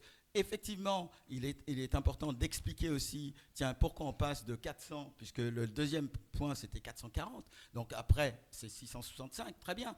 Moi, il est nécessaire de comprendre. On n'est pas en ISO, absolument, c'est clair. Mais il y a un moment où, effectivement, il faut se dire, bon, OK, est-ce que demain, je peux me poser la question, est-ce que demain, c'est pas 800 ? Voilà. Non. Après, il faut savoir aussi que pour avoir les subventions qui sont données par l'État, on nous demande des normes spécifiques sur tel matériel, il faut le faire comme ci, il faut le faire comme ça, avec justement du matériel qui est performant. Et du coup, il faut qu'on réponde au cahier des charges pour avoir toutes les subventions. Donc après, effectivement... Mais ça, c'est connu et vous aviez tous ces éléments-là. Non, parce que les normes, elles changent chaque année quand on demande des subventions. 2023. Je suis désolée, les normes d'il y a 3 ans pour des subventions, c'est plus les mêmes aujourd'hui. Les cahiers des charges, ils changent. Hein. Ils évoluent chaque année. Et les organismes ne financent plus de la même façon. Je salue le départ de Noémie Cor, qui laisse son pouvoir pour le reste des votes. C'est simplement que nous nous adaptons également aux organismes qui nous financent. Et je pense que personne ne doute de notre capacité à aller chercher des subventions. On le voit sur le graphique que j'ai montré tout à l'heure. Et donc, ça doit rassurer tout le monde. Il faut juste comprendre le mécanisme. C'est ça qu'il faut noter. C'est-à-dire que nous avons conscience de ces évolutions, mais ça nous coûtera moins au final.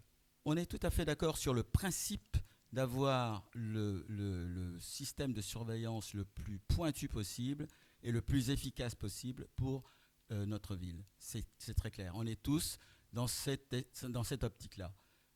Juste ce que je voudrais signaler ici, c'est cette évolution et cette escalade.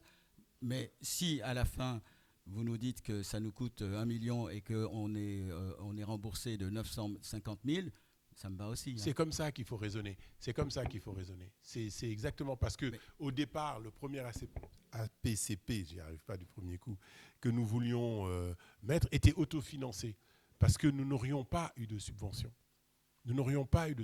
Aujourd'hui, nous connaissons tous les financeurs et il vaut mieux dépenser plus et être remboursé davantage que dépenser moins et ne pas être subventionné. Voilà. Donc,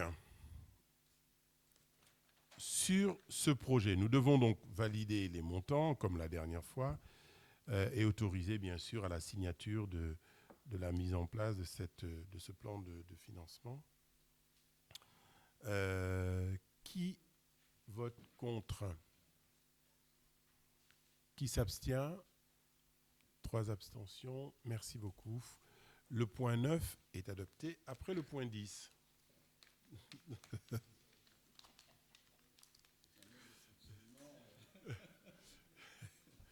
C'est pour voir si tout le monde suit. Alors, je vais prendre le point 11. Alors, le point 11, en fait, nous faisons partie du GPSEA et le GPSEA est maître de marché pour l'achat de vêtements de travail. Donc, avec certaines villes, pas toutes les 16, avec certaines villes du GPSEA, nous devons voter, après que le GPSEA ait voté en date c'était une délibération de juillet 2018, nous devons voter, renouveler le vote en fait, pour que nous puissions à tout moment commander, parce que c'est un marché ouvert, qui n'a ni plancher ni plafond, commander à ses fournisseurs, dont vous avez la liste, les vêtements de travail dont nous aurions besoin. Voilà le sens de cette délibération. Si vous avez des questions, nous pouvons rentrer dans les détails. Donc, comme il est dit dans la deuxième page, chaque ville doit autoriser Monsieur le Président de l'EPT Paris Sud-Est Avenir, en qualité de coordinateur de groupement de commandes, à signer le marché et tous les documents afférents. Voilà. La Commission des finances du 28 mars avait donné un avis favorable à l'unanimité. Y a-t-il des questions pour ceux? Non. Pour ceux qui veulent acheter des vêtements, non. Pas de questions non plus. Très bien. Qui vote contre? Qui s'abstient? Merci beaucoup. Monsieur le Président sera content. Ah, pardon.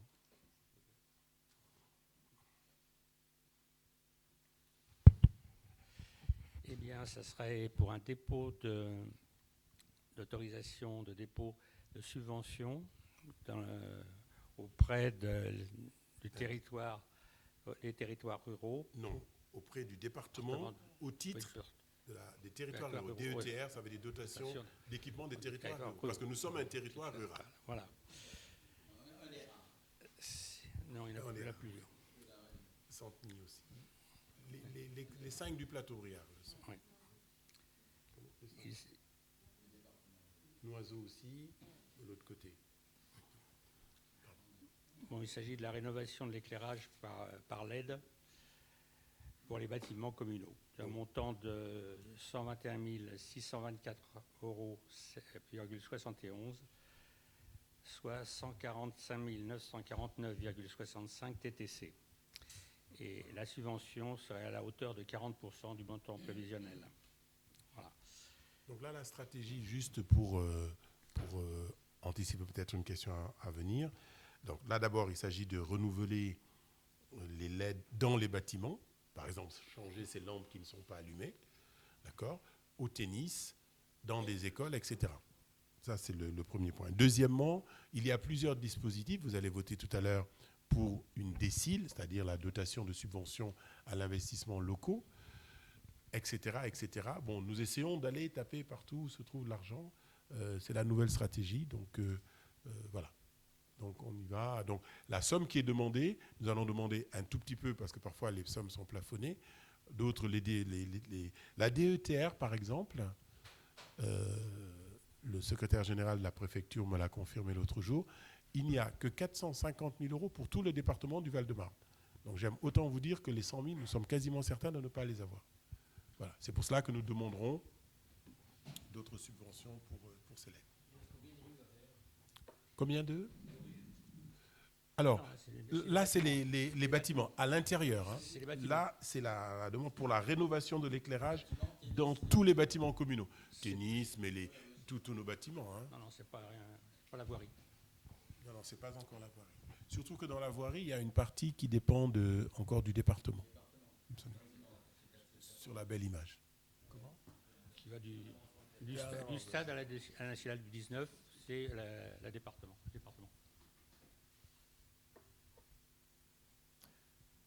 Pas de questions? Tout le monde est d'accord pour qu'on demande une subvention? Comme ça, s'il y a une inflation de coûts, on sera couvert. Qui vote contre? Qui s'abstient? Parfait, merci beaucoup. Le point 12 est adopté. Tu continues avec le point 13, tu as toujours la parole. Autorisation de dépôt d'un dossier de subvention dans le cadre de la dotation de soutien à l'investissement local. C'est pour l'aménagement des chemins piétonniers. C'est pour l'aménagement des chemins piétonniers pour un montant de 119 750 € hors taxe, 143 700 € TTC, et on sollicite une subvention à la hauteur de 80%. Qui est le maximum. Des questions pour un décile? Qui vote contre? Qui s'abstient? Merci beaucoup. Le point 13 est adopté également. Et toujours dans les autorisations de dépôt de subventions, toujours dans le même truc pour le décile, mais cette fois c'est sur l'éclairage de la voirie. C'est pour un montant de 160 666,66 hors taxe, soit 192 800 TTC. Et cette fois, c'est une subvention à la hauteur de 40%. Oui. Donc,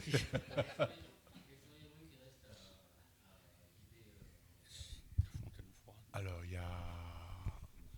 Oui. Il y a deux têtes comme ça.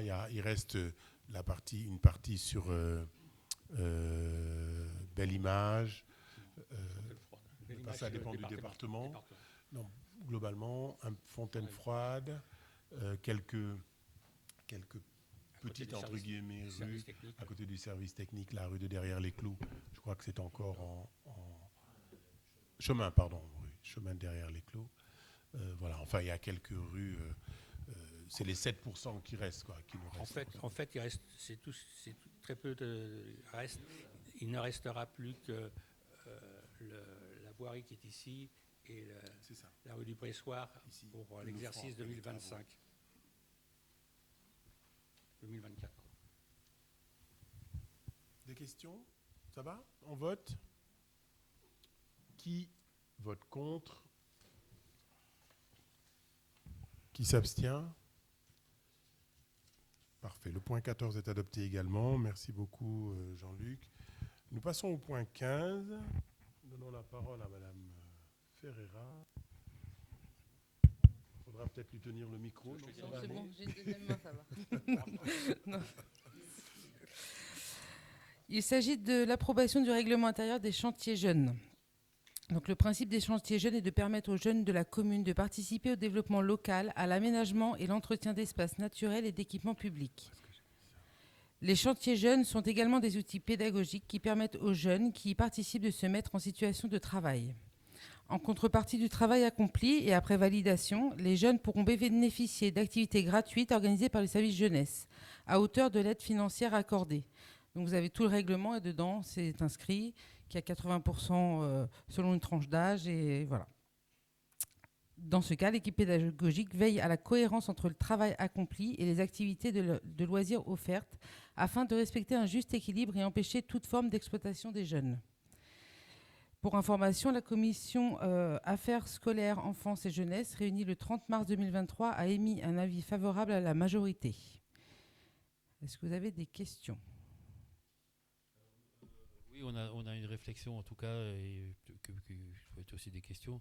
Donc il y a des sujets qui ont été abordés, parce que c'est Karine qui a participé, comme elle n'est pas là, on se fait son porte-parole, la réunion du 30 mars. Donc avec un certain nombre de points qui ont été abordés, évoqués, et qui n'ont pas été apparemment repris. Alors, comme on a expliqué à Madame Charles, en fait, effectivement, elle demandait dans le règlement d'avoir une temporalité. Voilà, en fait, le règlement, on ne peut pas mettre de temporalité, parce que la temporalité... Une périodicité, voilà. Une temporalité, les vacances mais scolaires, c'est par fiche projet. En fait, si vous voulez, le règlement, ça encadre les chantiers jeunes. Dans chaque fiche projet, par exemple, on va vous l'annoncer, le premier chantier jeune, ce sera la distribution du Marol Mag. Effectivement, la distribution du Marol Mag, elle va avoir une certaine périodicité, va avoir une fiche projet avec un objectif. Si le prochain chantier jeune est, par exemple, à l'aide pour peindre une salle, effectivement, ça ne sera pas la même chose. Donc, on ne peut pas mettre une périodicité dans le règlement. Il sera dans chaque dans chaque projet, mais pas dans le règlement. Le règlement, ça encadre, tout simplement. Et c'est ce qu'on avait expliqué à Madame Charles. Après, donc l'article 5, donc il y a des prestations enfants-jeunesse de la ville. Donc on est bien là sur des prestations proposées par la Maison des Jeunes. Tout à fait. Et comme on a expliqué à Madame Charles, effectivement, un jeune qui souhaite participer à un projet, il n'y a aucun souci, seulement il est obligé de s'inscrire. Et là, c'est juste une question d'assurance. Et puis, du quotient familial ? Alors, l'inscription à la Maison des Jeunes, c'est une inscription à l'année. C'est le même montant pour tout le monde. D'accord. Donc, il s'inscrit à la Maison des Jeunes, mais en fait, pourquoi ? C'est juste une question d'assurance. Et la motivation des jeunes, tout ça, comment elle va être mesurée dans les critères d'attribution ? Ça, c'est l'équipe jeunesse qui va le faire. Après, effectivement, c'est pareil, la motivation ne va pas être la même, ne va pas être mesurée de la même façon pour la distribution, par exemple, d'un Marol Mag, je reprends le même exemple, que pour peindre une salle. On ne peut pas le mettre dans un règlement. Vous voyez ce que je veux ? Et combien de jeunes seraient dans la distribution de Marol Mag, là ? Concernés ? Combien de jeunes seraient concernés ? Aujourd'hui, je ne sais pas. Je ne peux pas vous dire, parce que je ne l'ai pas sous les yeux, le projet, donc je ne peux pas vous dire. Bien. Maintenant, je peux vous donner l'information, il n'y a pas de souci. Ça a été une demande des jeunes, ce projet-là, pour pouvoir financer leurs vacances, leurs sorties.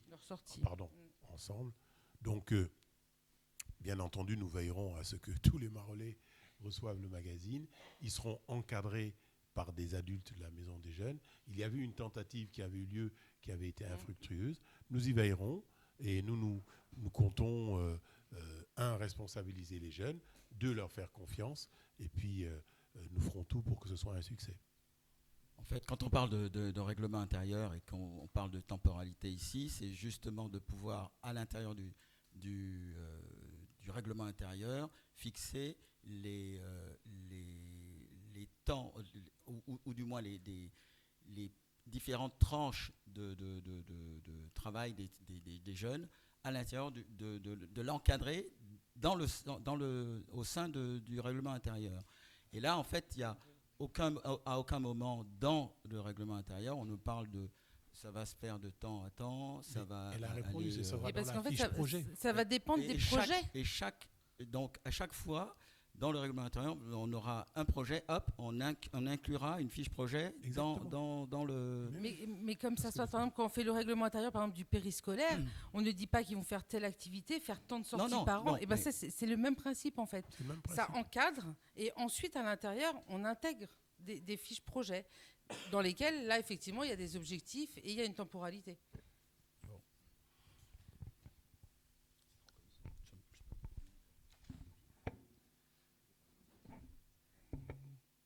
Bien.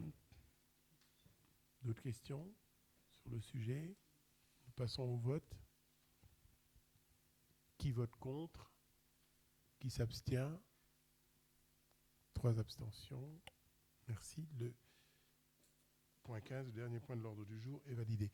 Alors, je voulais justement, j'en profite pour dire, parce que la question nous avait été posée lors d'un conseil municipal, est-ce que nous allions aider les écoles pour faire leur sortie, etc. Il y avait un doute qui était émis. Vous avez vu, l'école La Forêt est partie en classe de neige, donc nous avons fait ce qu'il faut. Est-ce que l'autocar était payé Voilà, c'était ça la question. Nous avons fait ce qu'il faut pour que la sortie ait lieu, et j'étais à l'accueil des enfants. Je pense que je n'ai jamais vu autant de sourires au mètre carré, y compris celles des enseignantes. Et ça fait très plaisir.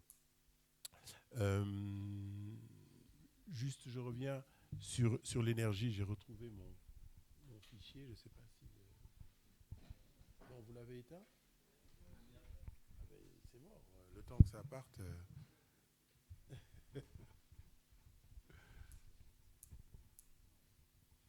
Il va falloir pédaler un peu.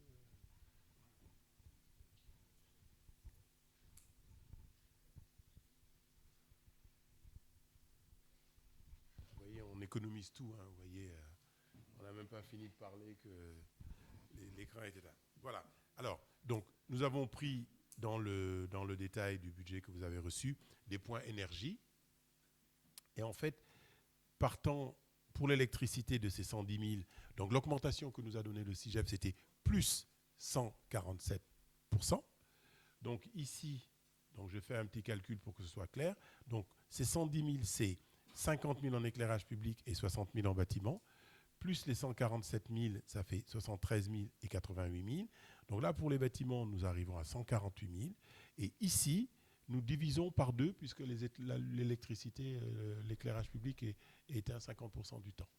Voilà, ce qui fait que la somme des deux donne bien les 209 000 que nous avons ici. Et là, nous avons une augmentation de 3,30 par rapport à 100 000. C'est en lecture directe. On a le montant. Voilà, c'était juste une parenthèse pour conclure, parce que j'ai pu retrouver les données.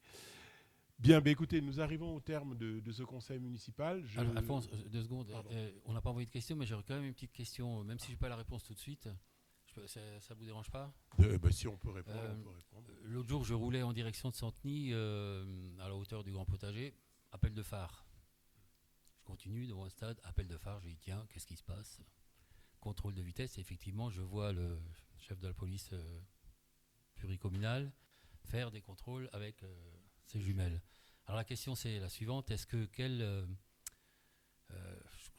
est la pédagogie, quelle est sa mission par rapport à ça? Est-ce que c'est répressif? Est-ce que c'est préventif? Est-ce qu'il y a une tolérance? Est-ce qu'il n'y a pas de tolérance? Ou comment ça se passe? Les gens qui dépassent d'1 ou 2 kilomètres, comme ça arrive souvent, seront-ils pénalisés ou pas? Parce que bon, j'ai vu ça rarement, mais là je l'ai vu de mes yeux avec des appels en phare en conséquence. Donc j'étais largement prévenu, puis je roule en général assez... j'essaie de respecter les vitesses, mais il se peut qu'on dépasse des fois d'1 ou 2 kilomètres. Donc ma question c'est ça, c'est-à-dire que quelle est sa mission? Si j'ai pas la réponse ce soir, c'est pas grave, parce que j'ai pas posé la question en avance. On n'est pas formel à ce point. La réponse est tellement simple qu'on peut la donner. On ne peut pas attendre que vous envoyiez un papier 48 heures avant, etc. On n'en est pas là. La mission, bien sûr, qu'elle est préventive. Nous avons des plaintes d'excès de vitesse dans la ville. Nous avons des demandes que toute la ville soit mise à 30. Nous avons des quartiers où il y a des enfants des gens qui nous écrivent en nous disant il y a un excès de vitesse, etc., etc. Donc, de temps en temps, le message est le suivant.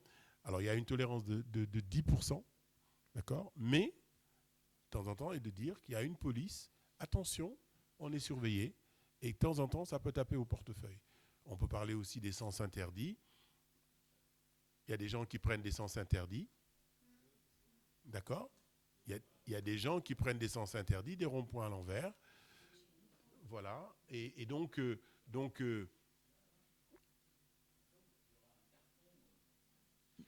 mais il n'y a pas que là. Hein. Il n'y a pas que là. Hein. Il n'y a pas que là. Mais moi aussi, l'autre jour, je sortais d'ici, je suis allé, je pensais à autre chose, et quelqu'un a pris le sens interdit dans l'autre sens. Il y en a un jour que j'ai bloqué 3 fois, il a baissé sa vitre, il me dit, mais qu'est-ce que vous faites? Je dis, mais vous prenez un sens interdit. Bon, il a eu un PV parce que c'était quelqu'un qui travaillait pour une société, donc le patron a eu le PV, mais bon, voilà. Mais donc, l'objectif, comme d'habitude, c'est d'abord la prévention.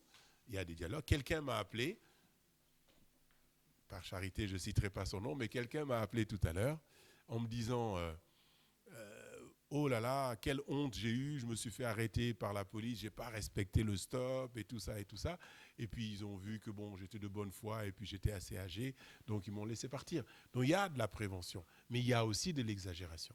Voilà, donc le tout, c'est de trouver la bonne balance. Nous y veillons, nous y travaillons, nous allons avoir un comité de CIVU prochainement et nous allons avoir un comité de police également sur le sujet. Alors, d'abord, merci pour ce conseil. Je pense que le vote du budget est un élément important dans la vie d'une commune. C'est même l'élément le plus important puisque le budget est une autorisation de dépenses. Alors, nous avons proposé qu'après ce budget, qui est un élément important, que nous puissions partager un verre pour ceux qui le souhaitent. Donc, vous pouvez rester et nous partagerons tous un verre pour ceux qui peuvent. Ce sera avec plaisir.